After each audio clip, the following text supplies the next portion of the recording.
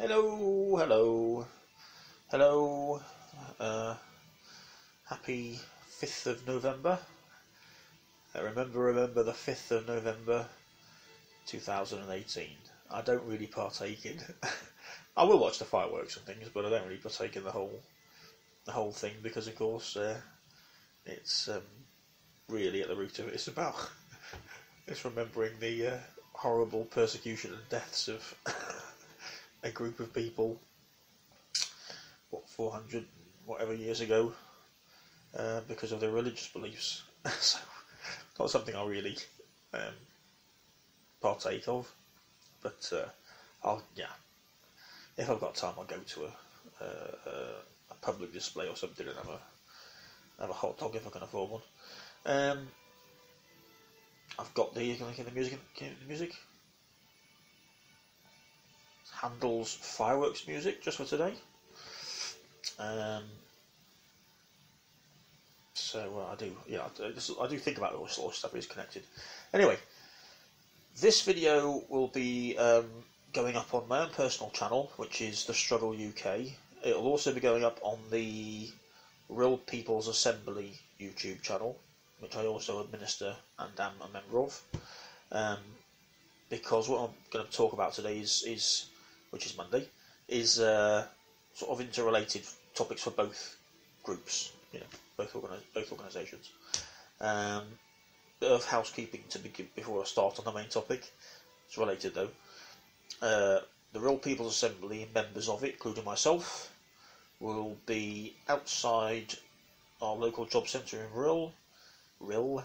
I think it's Thursday or Friday, I'm not sure. Depends on the weather as well. If it pees it down, we'll have to switch to whichever other day, because there's no cover, and no one stops if it rains anyway, because why would you? Protesting against universal credit and the harm it's doing, protesting against benefit sanctions, because people forget that. I think with all the news about universal credit, people forget benefit sanctions are still happening. So if you're on universal credit, you're getting that, the problems with that, plus benefit sanctions, which obviously is not good leading up to Christmas. I know, I've had that myself a couple of years back. So we'll be doing that, and also handing out leaflets, hopefully, to tell people where to go locally for help, i.e. the CAB, Benefits Advice Shop, things like that. So that'll be this week. So hopefully we'll have a video up around the weekend, next weekend, of how that went, and maybe some talking heads if we can get a few people to tell us their story. We've been doing this for a long time now, more than a year. Started with benefit sanctions, and then when universal credit rolled out here, we sort of just kept going with that as well. So if you look back at a few videos on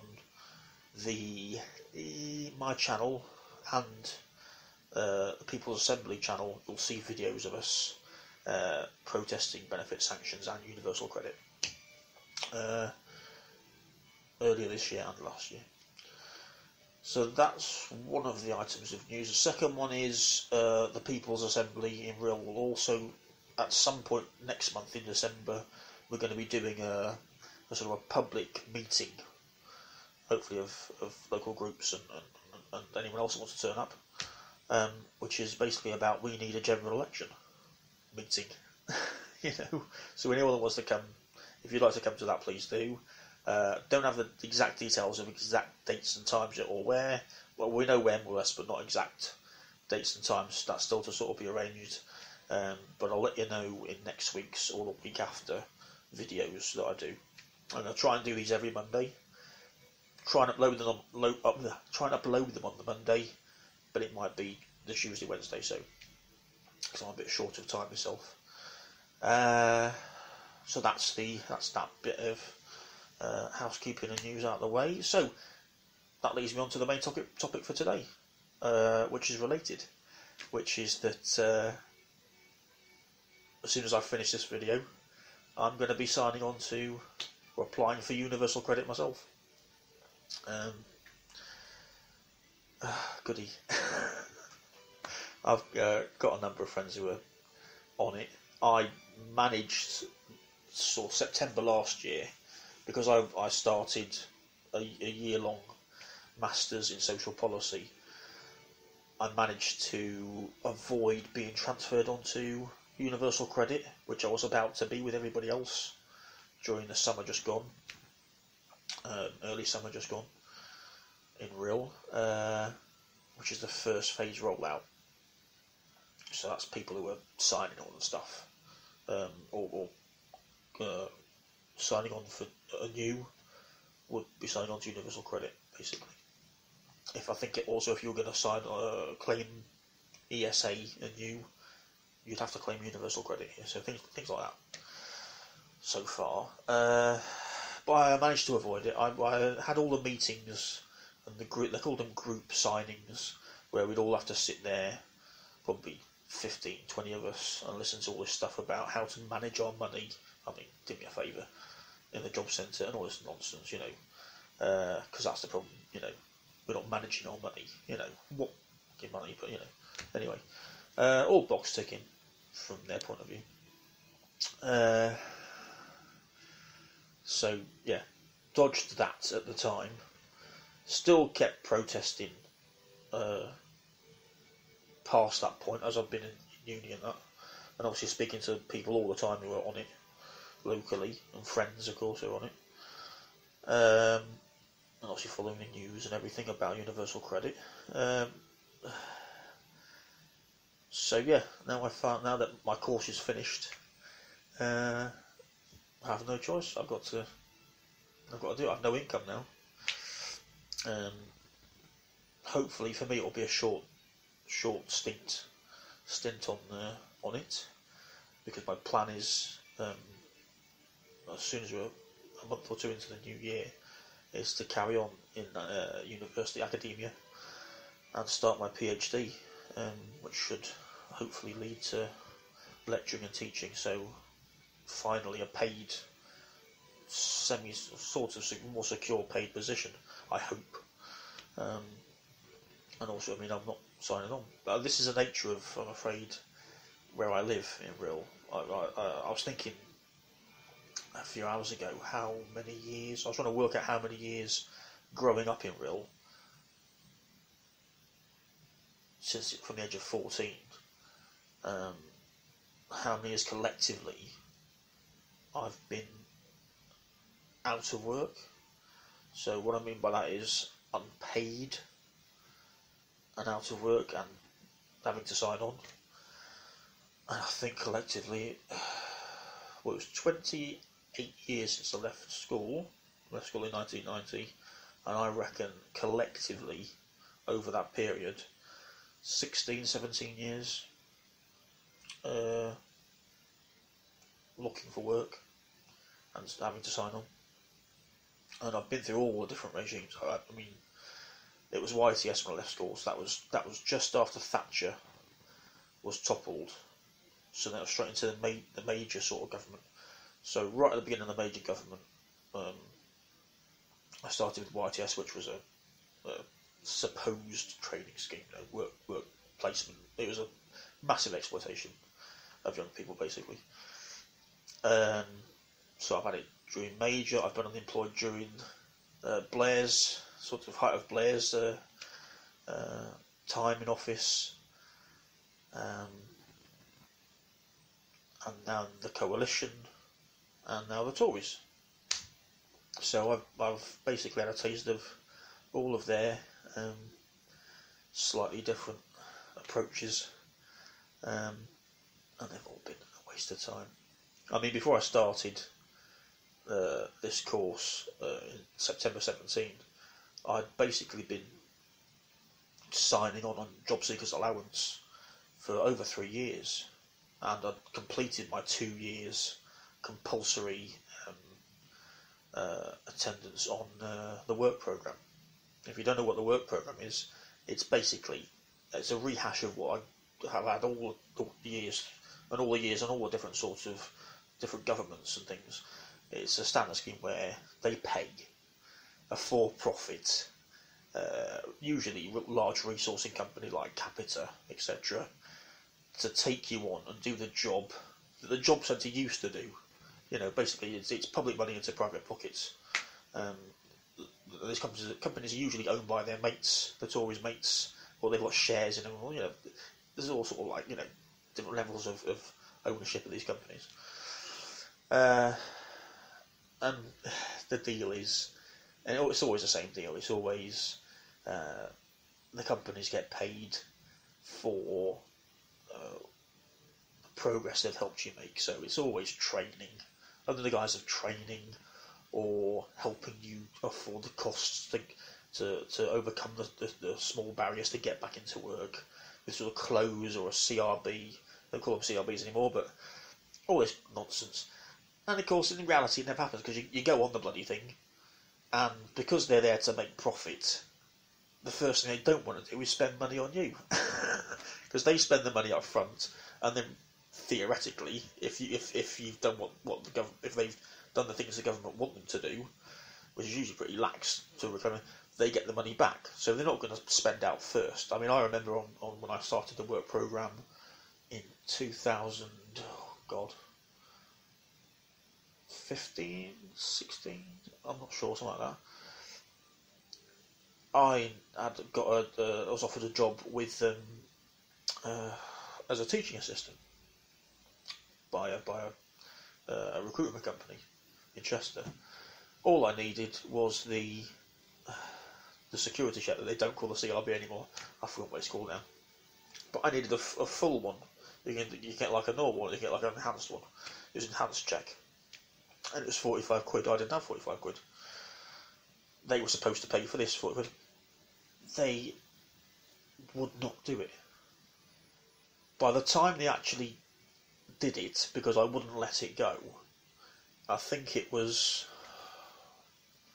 4 months after I'd been offered this, 4 or 5 months. So I was desperately trying to keep them still keen to have me, while trying to get these bastards to spend the money they're supposed to be spending. 45 quid to get this criminal records check, and obviously by the time I actually got it, months later, I wasn't wanted. They found other people. This is sort of stuff. It's a scam.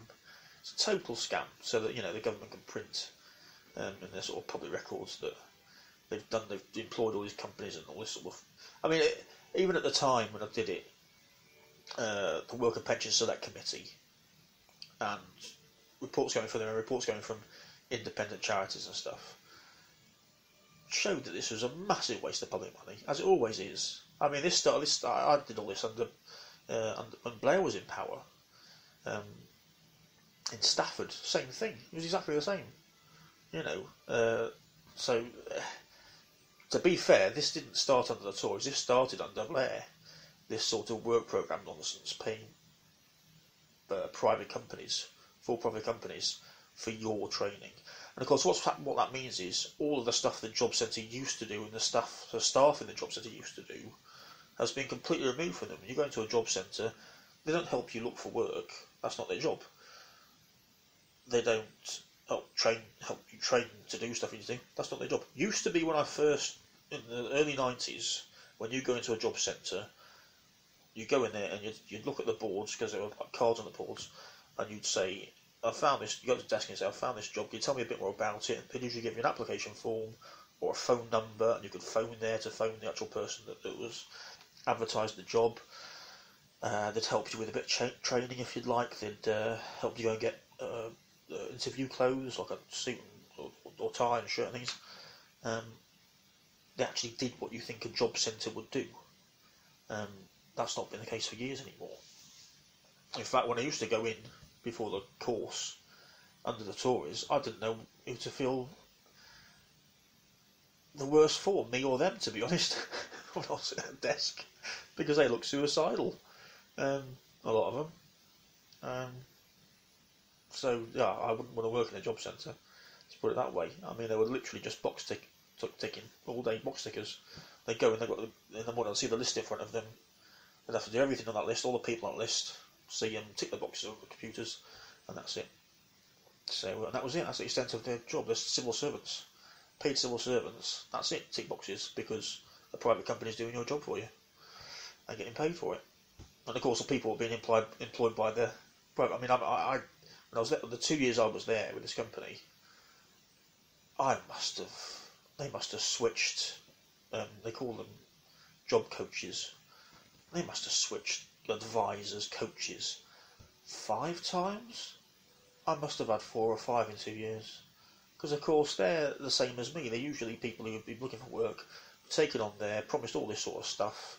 At the end of the day, paid sod all, treated like morons, no sort of rights, and so they either just leave or they pushed. They closed the office that I was going to after the first sort of 6 months in Rhyl without any warning, so they could save the money because it was quite a big office. So they wanted to save the money basically because they were a for-profit company. No warning, no nothing. Shut it down, told us all to shut it down as it was being shut down, and then told everybody in Rhyl, which was the majority of the people going to use the service, they'd have to catch the train or bus to Flint every single bleeding week. Well, and pay up front. Which is why I ended up getting constantly threatened with sanctions. I was threatened 5 times in 6 months towards the end. With sanctions, the start of the sanctions process. Because I couldn't afford to get there. I kept saying to them, I can't afford the 14 quid each time for the train fare or whatever, or the whatever it was for the bus fare, out of my, what was it, £74 a week? Work out. No, it wasn't. It was 74. Excuse me. Yeah, that's £74 a week to live on. That's everything. And they want me to pay 14 up front, which just isn't possible. They knew it wasn't possible, didn't care. They take the thing, you haven't been there, you haven't followed instructions, basically. You see, you get sanctions.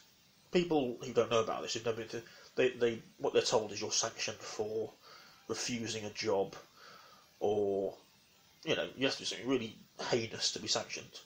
Not at all. The reality is, you can be sanctioned so easily like that. Refusing to obey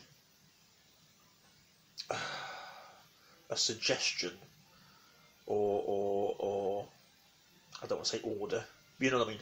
Refusing to obey what your job coach tells you to do can and does result in sanctions.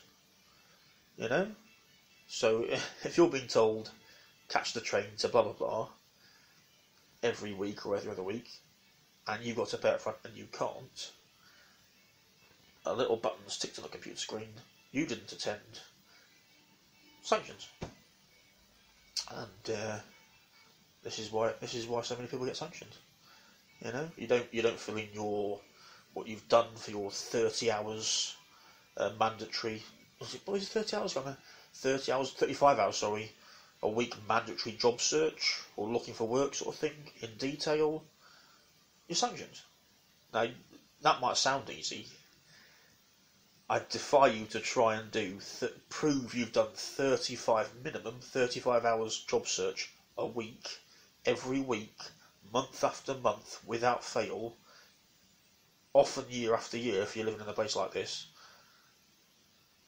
without being threatened or sanctioned. Unavoidable. So anyway, I'm now going to see what universal credit's like. I have a taste of that, hopefully not for too long. Hopefully I'll be able to sort out funding and everything else to start my PhD next year, early-ish next year. But for now, I'm back at square one, which is a familiar feeling, unfortunately. So never make the mistake, I'm sure most of you don't, but some people do, never make the mistake of thinking if you're signing on, you're some sort of, I don't know, layabout moron, or I don't know. I mean, I want to make clear that 3 years I was signing on and not in paid work, the whole 3 years I was virtually working full-time, voluntary, at the CAB, at multiple different things, CAB, community work, our local credit union, benefits advice shop, anything I could do that I thought I'd be able to help with, especially using my knowledge from the law degree that I'd done before. I had to come and sign on. I did get a job after law school. Left law school in 2013. 4 months unemployed. Eventually got a graduate job in Chester for Lloyd's Banking Group in their regional office, in their PPI complaints department, which was absolutely horrible and impossible to keep because it was targeted and no one could meet the targets. So, if you're lucky, you managed to hang on for 6 months to a year, but after that, you were gone. You were burnt out, to be honest. Which is what happened to me. The stress was just horrendous. Just trying to keep the job. And again, that was pittance pay. That was, it was nothing. It was 15 grand a year for an undergraduate job in a bank. I mean, for God's sake. And with all the travel from Rhyl to Chester, forget it. The stress was stupid for that one. So unfortunately, that's what led me back onto JSA. So anyway, here I am. I'll let you know how it goes. I'm assuming it's going to be 6 weeks. If I'm lucky, maybe a week less, maybe 5. To be honest, and this is a thing that always drives me crazy, is this sort of 6 weeks, 5 weeks headline figure for universal credit and all these MPs, and always awful. And shows how much attention they've been paying, because on job seekers allowance, it was always 4 weeks, 5 weeks then. Nothing. They've added a week on or something. They've added 1 or 2 weeks on. It was always, you're always waiting a month at least for any money at all. But of course, it didn't seem to care then, did they? All these so-called MPs who now really, really care about us on both sides. Jeremy Corbyn cares about us. John McDonnell cares about us. A lot of the Labour MPs that support them care about us. But unfortunately, there are a lot of Labour MPs and councillors who are still in the Blairite mindset, who couldn't give a flying fig. They have to say they do, but they couldn't give a flying fig. I know. Believe me, I know. But anyway, we do, so which is why we're here. So anyway, I think that's it. So yeah, wish me luck. I wish you luck if you're on it. All the best, and enjoy bonfire night, unless you hate bonfire night.